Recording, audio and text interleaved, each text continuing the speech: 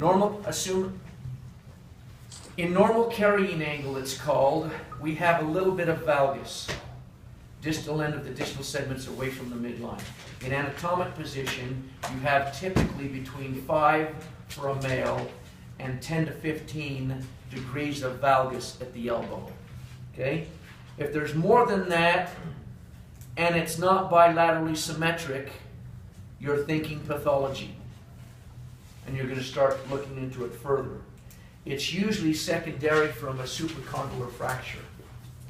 Remember those things I just said. Why would you have more than 15 degrees of cubitus valgus? Supracondylar fracture. Okay? If by chance, and men is 5 degrees, women are 10 to 15 degrees, and you've all seen why we have that. Okay, with the, well, no, actually, Chad and Josie haven't. Approach your teammate about why women have more valgus, cubitus valgus than a male does. Why don't you just remind us right now? Me! Okay, the time's sake.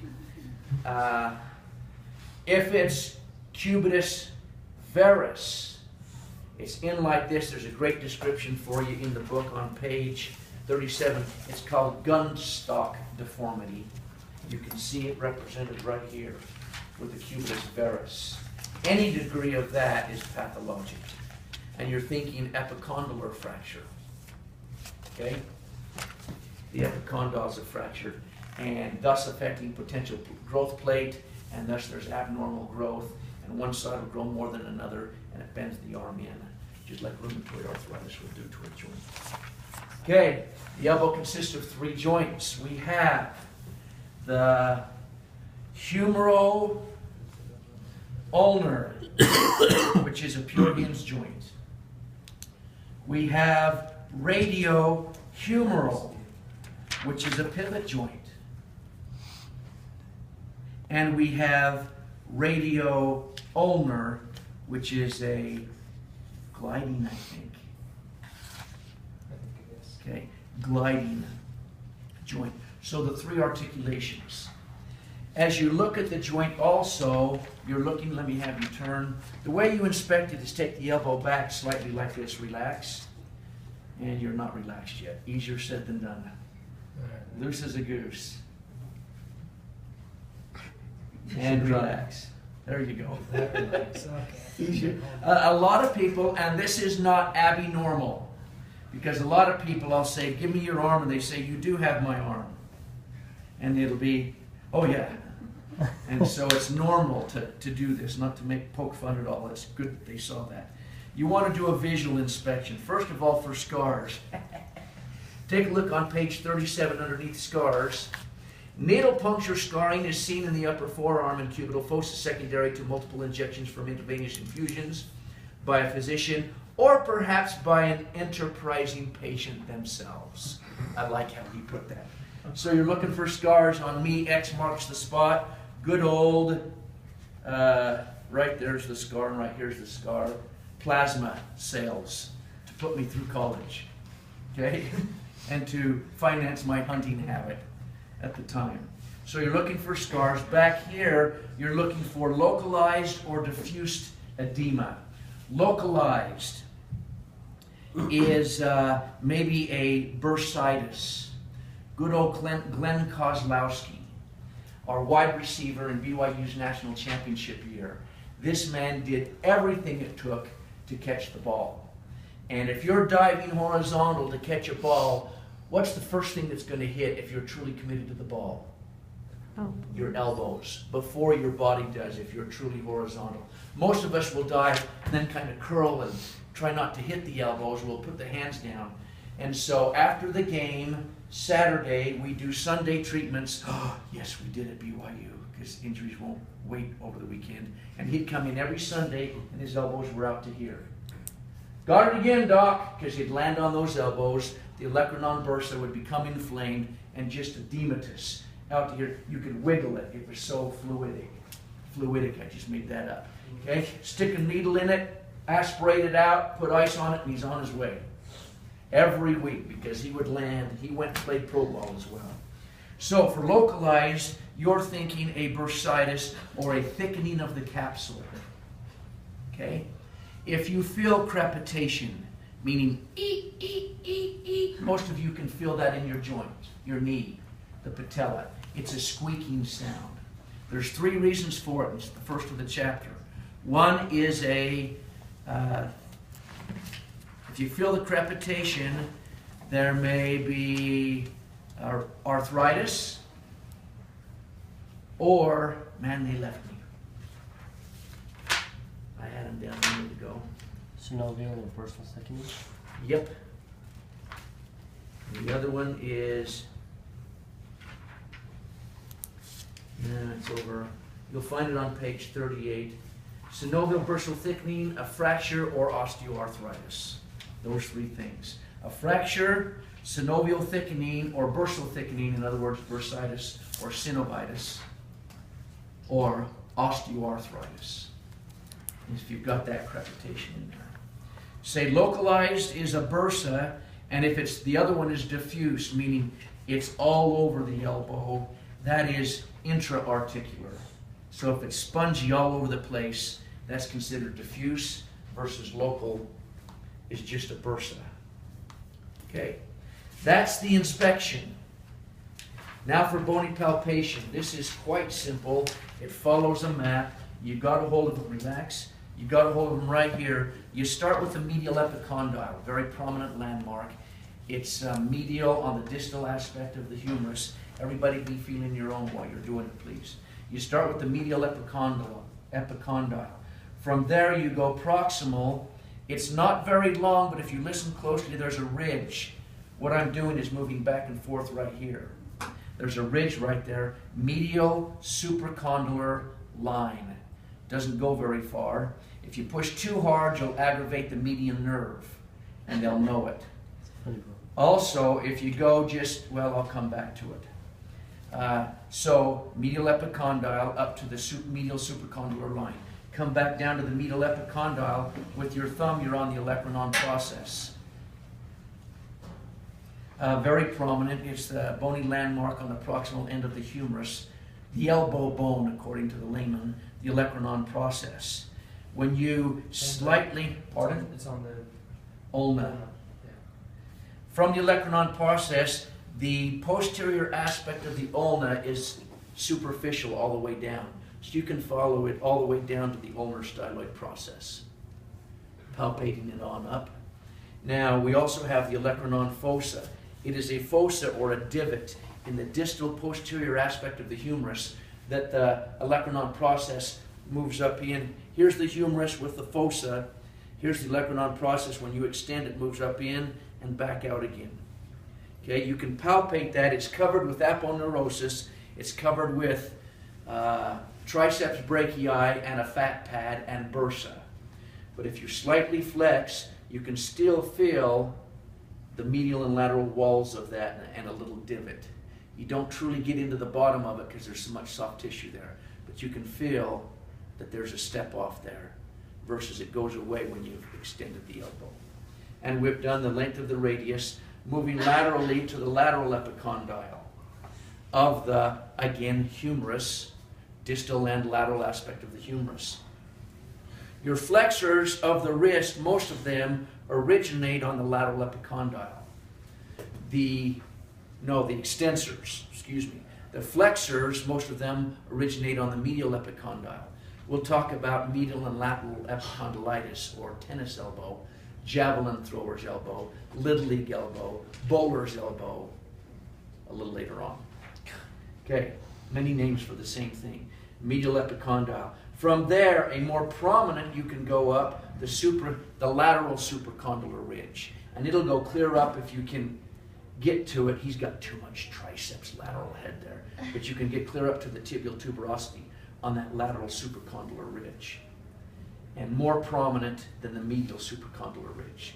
The last bony landmark, come down to the lateral epicondyle, about a thumb's width between the two. There's a little divot, and then it'll step up again, and you're on the head of the radius. You go a little bit further than that, you step off onto the neck of the radius. Now you're on a nerve, radial nerve. But you're responsible to palpate the head of the radius. Here's lateral epicondyle, and there's the head of the radius right out here. So you can see that you'll find a step off. His is feeling a little different to me. He's got a very long lateral epicondyle. I mean, it's running like that instead of just something the size of my thumbnail. And then you step off and then come back up onto the radial head. You can feel 3/4 of it Dr. when B, you supinate. will you kind of turn a little bit? Yes. You can feel 3/4 of the surface of the radial head as you supinate and pronate. Coming proximally, there's a little teeny divot, and then you're back up on the lateral epicondyle. Something unique, you take your thumb and put it on the medial epicondyle, your middle finger and put it on the lateral epicondyle, and your index and put it on the olecranon process. When you are extended at the elbow, you've got a straight line between the three. If you don't, there's pathology taking place, bony pathology. When you flex it, you have an isosceles triangle, equal on all three sides, with your fingers like that. Try it on yourself. Everyone, please. 1, 2, 3. Extended, it's a straight line. It's hard to see it, but you can kind of feel it. And then when you flex the elbow, you've got an isosceles triangle. Okay? End of inspection and bony palpation. You can get through a bunch of them today and become very confident. Summarizing one more time with the bony palpation, starting with the medial epicondyle. Proximal to that is the supracondylar ridge. If you go probing too much, you'll get an ache in the arm right there. Coming down to the medial epicondyle with your thumb, the olecranon process. Missed that my freshman class on a test, and I never missed it since. Olecranon process coming down the posterior border of the ulna, back up, slightly flex, and you can get into the olecranon fossa. And then we're going lateral to the lateral epicondyle and supracondylar ridge coming down. Fine step off the lateral epicondyle. There's a little divot, and you step right back up onto the head of the radius. You can feel it more and more doing supination and pronation. 3/4 of the head is in contact with your thumb.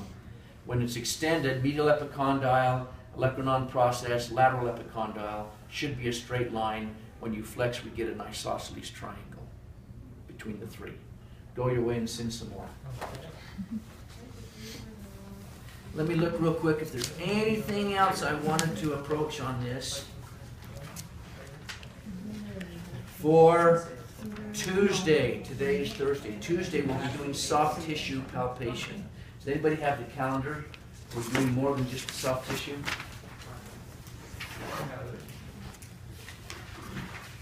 Let's go forward. On Tuesday? Pelvis soft. Last pelvis soft. And then what's the next class? Pelvis, MMT, and special test. Okay, so we got 3 days. Some And review for Unit 2 test. Sign up for Unit 2.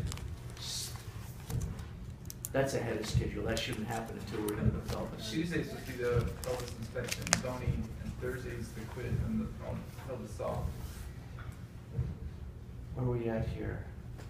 I think we're a day behind, but all right. Shoulder manual muscle test, range of motion, neuro test. Shoulder homework due, elbow inspection. So elbow, manual muscle test, soft tissue, and special test. So we finish the elbow next class. We are one class behind on the calendar. And then your elbow is due, and we start pelvis inspection and bony palpation. So we're going to do soft tissue palpation and special tests and neurologic on Tuesday. So read ahead on that. Whose is this thing? I have a question, Dr. B. Go. When you started the lecture today, you spoke about valgus. You spoke Valgus about and You varus. spoke about a lot of stuff really quickly about valgus. You said you're going to hold us accountable for some things. Could you repeat You bet. that? Okay, valgus by definition is distal end of the distal segment is away from the midline. Ladies, put your arms out straight. Okay, we should have some from this ectomorph. See how her arm comes out and then curves out? The distal end, in regard to the elbow, there's a proximal segment and a distal segment. The distal end of the distal segment is away from the midline. I'm exaggerating it here by flexing, but that's a cubitus, means elbow, valgus. Knock-kneed, genu valgus. Distal end of the distal segments away from the midline. Okay? Versus varus or varum. Distal end of the distal segment is toward the midline, so it would look like this, but I'm internally rotating it to give you the appearance. If you do have it in the elbow, it's called Gunstock deformity. What's the fracture you said was related with that? Supracondylar fracture for a cubitus hypervarus, greater than 15 degrees. An epicondylar fracture, so above the epicondyle for a exaggerated valgus, and at the epicondyle, you suspect typically, but not guaranteed, for a varus deformity or gunstock deformity. Bow-legged is genu knee varus. Knock-kneed is valgus. Normal carrying angle is valgus. And the book does a good job of describing it. Even at relaxed, there's a slight valgus that goes on. Varus is the deformed one automatically. Questions? Does that bring you to where we need to be? Glad you asked. Are you going to give us one of these sheets? For No, they're on canvas to be printed off. Okay. Did anybody print it off? I looked, I didn't see it on there. So yes, I will. This morning, 10 minutes before class, no, I would have put the whole unit on there. So yeah, it's going to be there. Apparently not. So I will go make copies for you right now. Time is yours. You got